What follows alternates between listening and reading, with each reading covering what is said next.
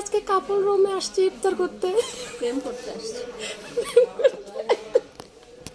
আমি বয়ফ্রেন্ড, ও আমার girlfriend. Single মানুষ কাপল রুমে এসে কিনতে বুঝলাম না। আমার মনে চিন্তা করলাম আমরা আর বসে বসে কি করবো, একটু ভিডিও করি। মনে ছবি তুলতেছে কি করে দেখো, আরে তুলতে দেয় না ভাই, রমজান মাস ডিস্টার্ব করে। এই রোজা রোজা ভাই, রোজা সেরি করেন না কেউ, রোজা ইফতার করেন।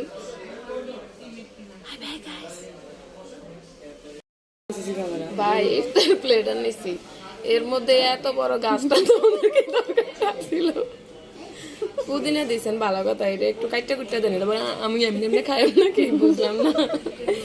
বাকি সব ঠিক আছে, এই গাছটা দেওয়ানোর কোনো দরকার ছিল না। This is not fair. আচ্ছা, এখানে তো